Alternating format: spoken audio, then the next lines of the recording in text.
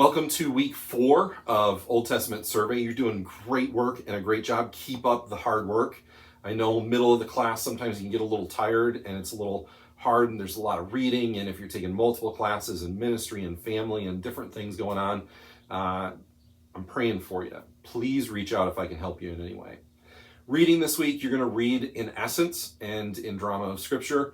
Make sure you do that. You're also going to listen to or read 1st and 2nd Kings, 1st and 2nd Chronicles, Ezra and Nehemiah and Esther. In assignment 4-1, you're going to work on an Israelite history worksheet. The important thing about this is going to get you ready for a timeline assignment that you're going to do in weeks 6 and 7. So this is the pre-work for it, okay?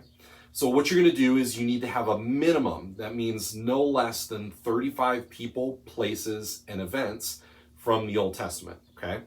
And so you're going to want to look outside of just what your reading is. If you have a study Bible, a lot of times there's timelines in there that you can look at.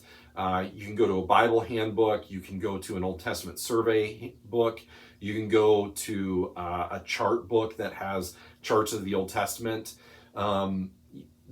Different people are going to have different dates for things. So try to find the most accurate date that you can for it based on what it says.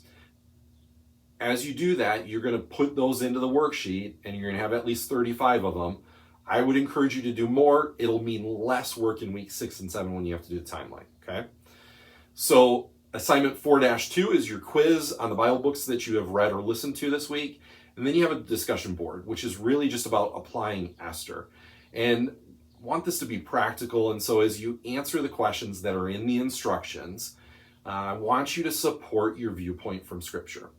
Don't just say, this is what I believe, or this is what I think about what Esther did, about what the people did in exile.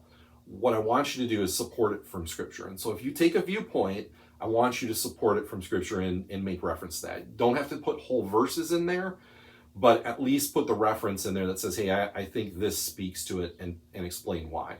I would rather you explain to me why you're putting that verse in there rather than just copying and pasting the verse in there, okay? Enjoy this week. This is a great week as you work on the worksheet that's going to help with Israel's history and lead you to the timeline. Esther is a great book to study and read, and there's a lot that can be learned from there. It's an interesting book because God is never a single time mentioned in the book, and yet we see God working throughout the book of Esther. As always, reach out to me if I can help with anything. Text me, email me, call me. We can set up a Zoom if there's anything that I can do. If I can pray for you in any way this week, if there's something going on, if you have something in work or family or whatever is going on, please reach out to me. I would love to be able to pray for you this week. God bless and have a wonderful, wonderful week.